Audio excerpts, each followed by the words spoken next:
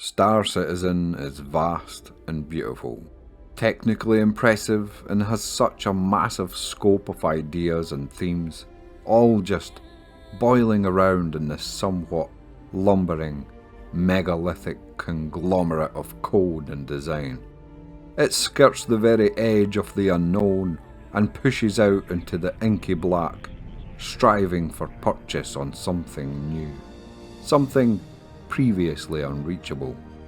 The sheer hubris to think you could untether ambition and straddle the resulting chaos into something that outlines the mere shape of potential.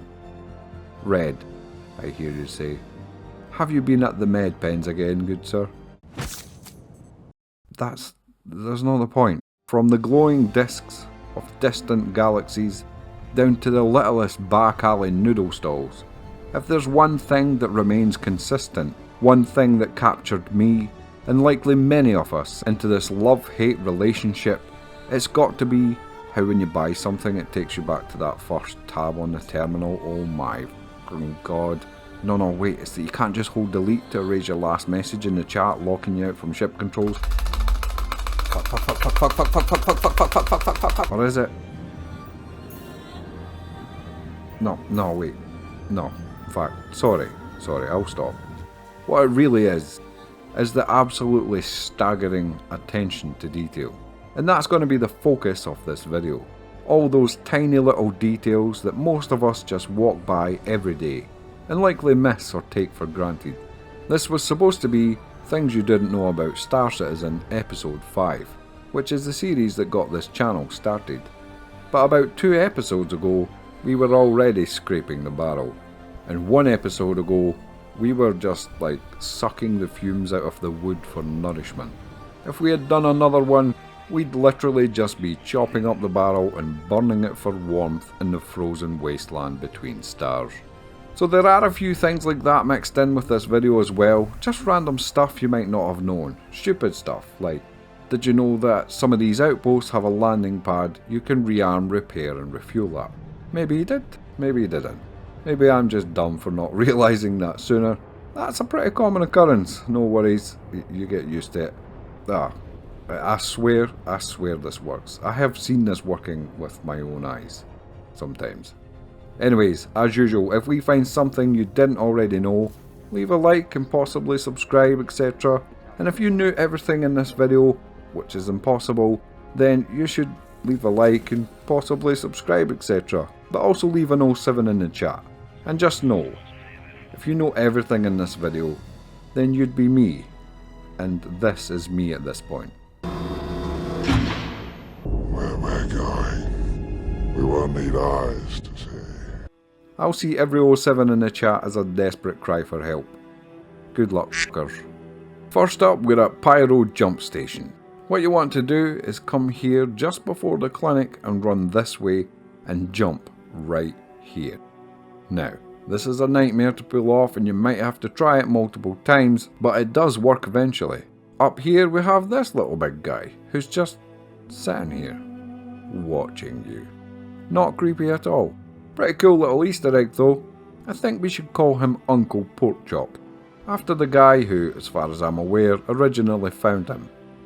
But it also leads to these 2 rather ominous doors, and these basically lead to the back rooms of the station, the behind the scenes areas. By going somewhere in the station and placing a marker, you can then come back out here and essentially try and fly to it blind. If you fly over this way though, towards this other red ball, after a bit of jiggery pokery with the geometry, you can access this other little area, which also has got a little teddy bear Easter egg. This one I think we should name Summer, after Len's Nation's kid. If you don't know, he's an absolute legend at building Star Citizen related Legos, and for putting up with his dad, who's trying to change his name to Nomad after his favourite ship. Yeah, sad story, because let's face it, Gladius would be so much cooler. If you're saying to yourself, why are you showing us these things, Red? What is the point of all of this? To that I say, look, a Mustang Omega! Look! Oh, no, of course it's not a Mustang Omega, silly. It's never a Mustang Omega. Such awesome sights are beyond the smog rotten eyes of plebs like you and me. It's actually just a Corsair. This is one of those cool little details that you did know, but I just want to bring it up because I think it's really, really cool. That MFD right there. That still works, by the way. Nothing has ever encapsulated a brand so perfectly than that MFD. By the way, it cost me 200 grand just to rent this thing to record that. 5 seconds of footage for 200k. We might as well throw in this elevator as well, right? Those levers are the Rolls Royce of elevator controls, let's face it. These are just the facts. In fact, screw it, this co-pilot's chair is an absolute beast and definitely worth a mention for 200 grand. Look how happy his little face is. My god, I miss the Corsair.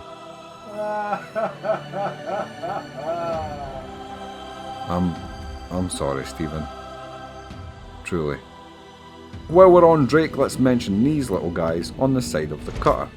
I mean, I don't know if they actually do anything armour related.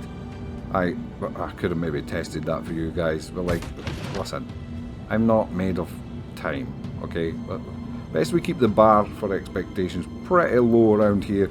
You're watching that tier 0 content creation implementation, I'm afraid. The green skybox of YouTube videos, basically. Anyway, have you seen these ears? There's a name for this kind of thing. I can't recall what it is. Subdermal illumination? Yeah, I just made that up. Ears let light through, basically. Really cool little thing. Not uncommon these days in games, but it probably was when it was first implemented. You know, back before we all made creaking noises getting out of chairs. Hold on, let me just back this camera away a little bit. I think my character's getting a little bit flustered having all you buff space nerds so close. Either that or she's worried you're going to start talking about Deep Space Nine or something. Stephen writes this shit, by the way, not me. These feet. I mean, I'm not normally a feet guy, but in fact, I'm really not a feet guy. Feet to me look like deformed hands. But in this case, I'm definitely more than willing to make an exception. I could probably do a whole episode just on landing gear in this game, if I'm being honest. In fact, whilst recording this, I got a bit carried away. No, not in that way, but I was there for ages, just filming feet. Getting it to stand on me and stuff, it got weird. Yeah, let's just move on. These missile pylons on the Andromeda. Sick. Sticks moving with your inputs. So cool. Even if pitch up and down seems to be the wrong way round on this ship. CIG. One of my favourites, pivoting thrusters. Like, you can actually see the top ones taking over once we get upside down here.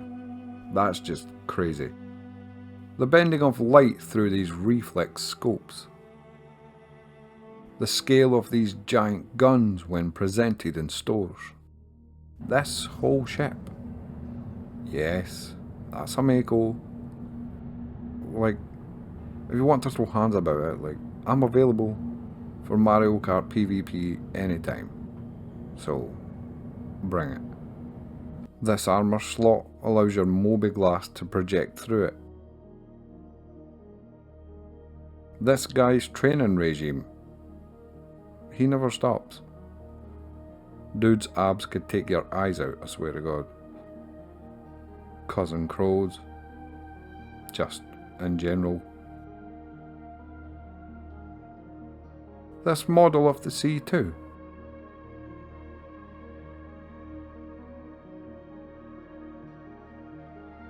The pixels on this screen when you get up close. This exploded version of a thruster. And the drinks in this bar have some pretty cool references. Here we have a bottle of Jean-Luc, who I'm guessing needs no introduction round these parts. We've got a bottle of Radagast, which is a wizard from Lord of the Rings. Then we've got this bottle of professional hair care shampoo, or the good stuff, as we like to call it in Scotland. This individual drip in these self-land cargo lifts. Classic. In fact, speaking of cargo, what's always impressed me about this game is the Russian doll ability for storing things. You can put an item inside your trousers, put your trousers inside a backpack, put your backpack inside a cargo crate, put your cargo crate inside a bigger cargo crate, put your bigger cargo crate in a ship, put your ship inside a station. I mean, Minecraft would form a fucking black hole if you tried that shit. Just saying. Other cargo related coolness, the hull sea thrusters. Words aren't really adequate here, to be honest. The spindles as well, obviously. I know it's pretty obvious stuff, but this graceful waltz has to be in this video. That could be the most beautiful thing I've ever seen in a video game ever. Oh, and by the way, just in case you didn't know, you can sell boxes of mixed items at cargo centres. Say you've been out doing bunkers or something, and you bring back a haul of gear to sell, but the thought of selling them all by one makes the whole affair rather tedious. You can get an SU crate, fill it with junk, then when you go to these terminals in the cargo centre, instead of clicking quick sell, click sell down here and you can see the inventory and how much each item is worth. Some things are exempt from this, handguns for some reason, fruits and ship weapons, probably a few other things like commodities, but this is a much better way of selling tons of gear really fast for the cost of a few crates. Oh, and depending how long this video took, this may be relevant or general knowledge at this point, but if you have leftover cargo from a failed or abandoned mission, you can sell them at beautiful Glen Station at Crew L5. You need to come to this secret terminal. They will only give you about 75% of the price, but they take this big list of stuff. Anyway, sorry, that wasn't part of the vid, I just thought it might help some of the current cargo crew out there. Let's get back to some cool things. There are a few areas of Stanton that I feel I should mention. They aren't small things, I guess, but it would be wrong not to give them a little look. Lorville. Just all of Lorville in general, really, but in particular, some of the lower city areas. The lighting and atmospherics in these places is just incredible. Then we have this place.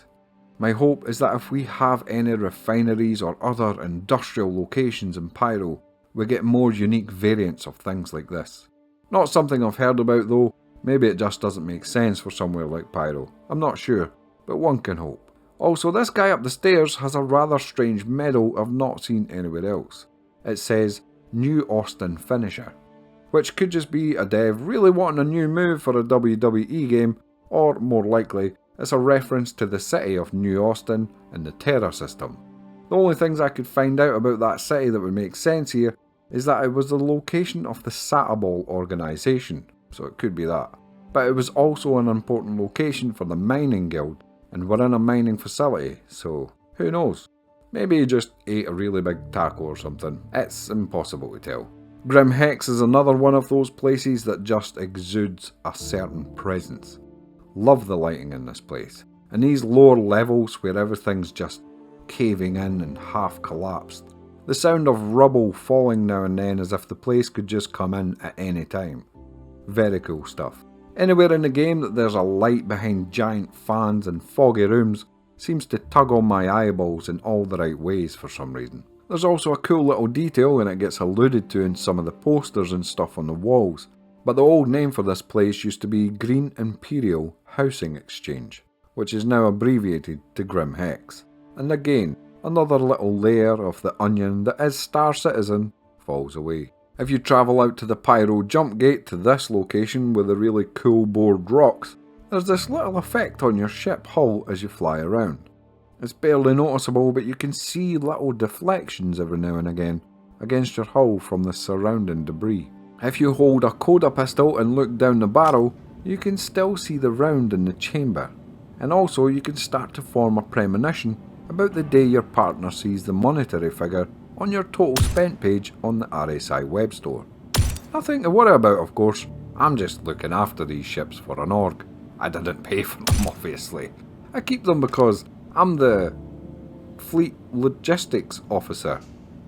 Better to look like an absolute turbo nerd than a traitor to the pension fund. Also, if you fire 5 of the 6 shots then reload the gun, the moon clip will now actually show as missing the 5 rounds. That's actually just a disgusting level of detail at this point, and this game should be banned globally. If you scan the QR code on a tin of pips, it takes you to the browser game called Hyper Vanguard Force. This blew my mind, honestly. I was not expecting this when I scanned that. I wasn't around when this whole thing went down. I think you can still maybe unlock a Spectrum badge for beating this game, but I'm not sure. But I sat on this for over an hour when it unlocked, which subsequently got me 30k from the actual game that I'd completely forgot was even running in the background, and then I had to character reset and a whole other load of BS ensued, so yeah. Don't do that. Instead, just use the link in the description that will take you straight there. Excellent game, by the way. I've not completed it yet, but it's actually really great fun if you like that retro goodness. I've got a few other lovable bits on ships to go over. The whole Terrapin, for example. Such a beautifully designed little ship. Just the best moving parts on this one. The armour sliding into place and stuff is just engineering porn, to be honest. I initially got this out because it was mentioned at some point that closing the armour would actually make the ship run hotter, making it more or less detectable on IR presumably as well. Unfortunately, this wasn't the case at this time. There's always loads of things like this though that I pick up for testing. I was on Daymar for hours, staring at aliasing on a distant rock, thinking there was heat haze in the game now. I then decided I was just getting Reddit trolled hard right off the bridge and into the spike pit. Turned out, when I googled it, it actually did used to be in the game, but it must have got removed at some point, unfortunately. And I just want to say a really big thank you to the Reddit crowd, in fact, who helped me come up with this list. Some real gems in there, and this wouldn't have been possible without you guys, so I really appreciate it. Anyway, on with the video, and before we leave the Terrapin, don't forget this ridiculously overdramatic chair. There are loads of little animated things on ships that leave me satisfied at the very soul level. For example, the way the C1's guns can become flush with the hull for better aerodynamics. This gun on the Nova tank extending or shortening. The gun on top of the Ursa deploying. And a whole bunch of other stuff that I should cover, but honestly we'd be here all day. Because I just love it all. The fact that it all happens in this space game I happen to be obsessed with is just, well, good luck for me I guess. Did you know that you can scan your face into the game using a webcam or Tobii eye tracker? I know, right? Like, why wouldn't they tell us about that? So what you want to do is get your camera working with the VoIP. I'm using a webcam here. Does the face match the voice? I don't think it probably does. That's not me, by the way, that's Stephen. He's not been out the house for a very long time and really needs a shave and a haircut, because he's just an utter peasant.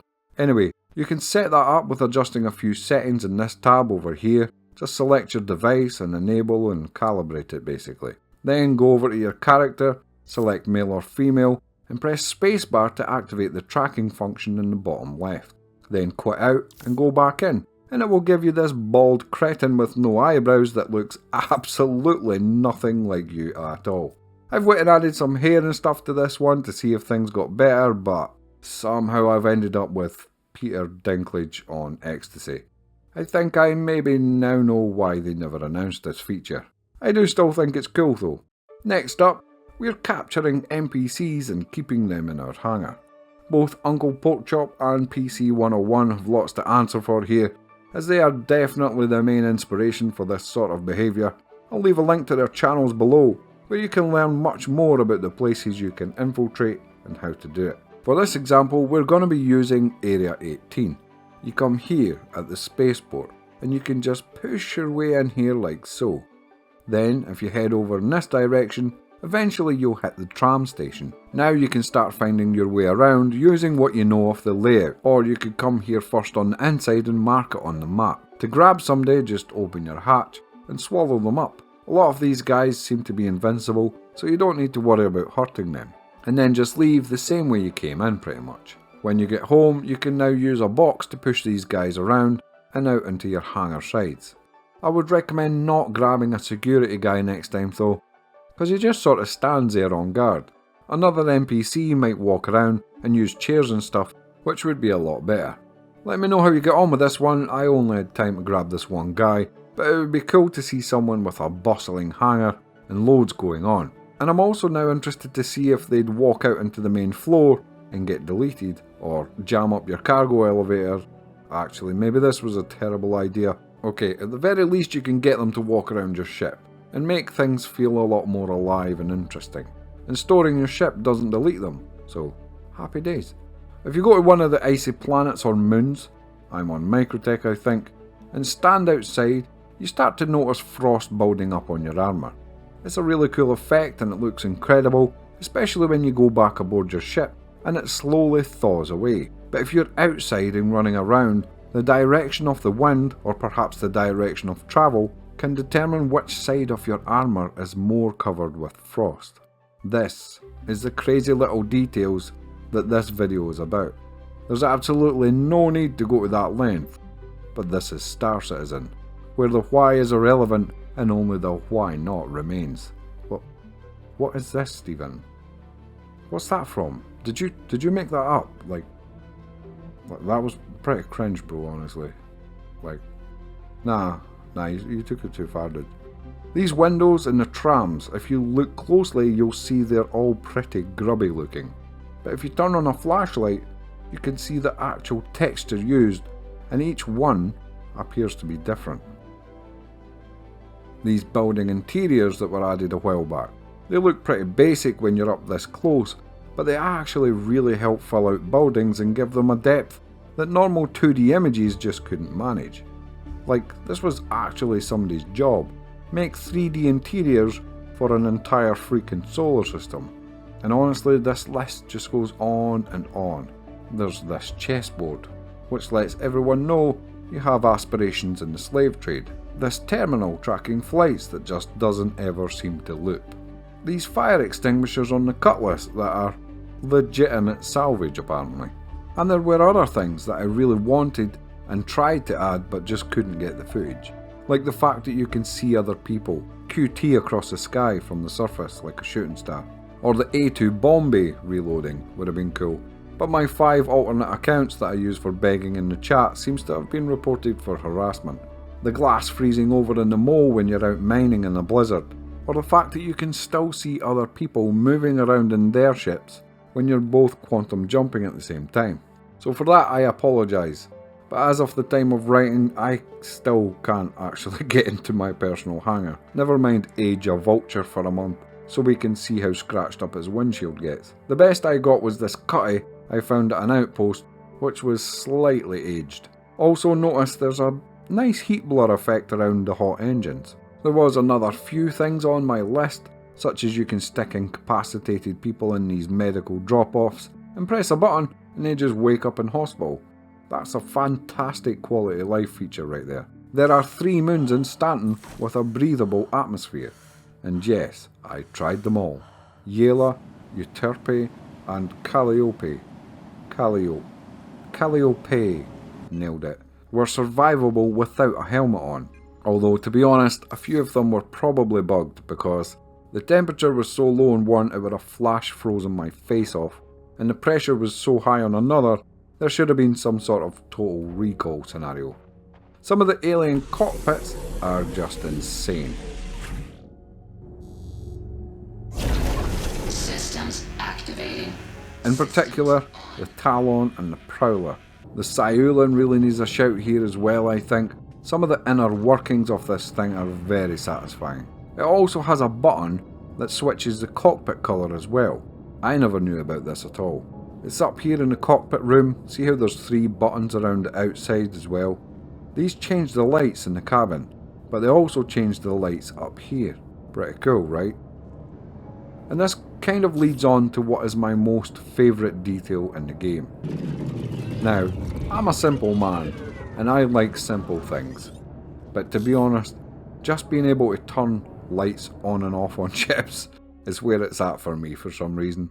I know that sounds crazy, but hitting the emergency lighting just changes everything. I need a cockpit button to activate this. The Starship dream will never be complete until I can turn on an intercom and say, "All hands to battle stations," and then hit this emergency light mode whilst all my minions scramble to get on turrets and stuff. That is my dream right there. And finally, my most outrageous detail that I learned whilst making this was from Jack Axton. Pushing yourself through a planet's surface, or in this case a moon, will result in you falling towards the core. But did you know that the longer you fall, the hotter it gets? Yep. Programmed into the game is that all celestial bodies have a superheated core. Like, who? Why are CIG like this? That's the most unnecessary thing I've ever heard. But for some reason, even though I know it's utterly pointless, it makes me love this game even more. And that is all I had time to compile. I really enjoyed putting this together though. If you want more, then there's Things You Didn't Know About Star Citizen episodes 1 to 4, where a lot of stuff will be outdated and not work now, but there will be some cool stuff and locations in there that you might not have known about. I'd like to take a moment to thank our newest channel member, Oyibo. Welcome aboard, dude. And listen, you don't need to be thinking about becoming a member or any of that junk. I do this just for fun and for free. But some people are very generous anyway, so there are some perks there for those who have chosen to run with the demon regardless. The next video should be a return to the lighter news of Star Citizen, where we go over some of the crazy stuff people have made on Reddit and YouTube and social media in general. We will be announcing the winner of the Sabre and Hornet paint packs on that episode, so keep an eye out for it. If you'd like to enter that, the video was this one about 3.24 being awesome, so go and watch that, but don't listen to it because it doesn't make sense anymore. And that's it. Thanks for watching, and I'll hopefully see you again sometime. 07 guys. Ha ha ha ha ha.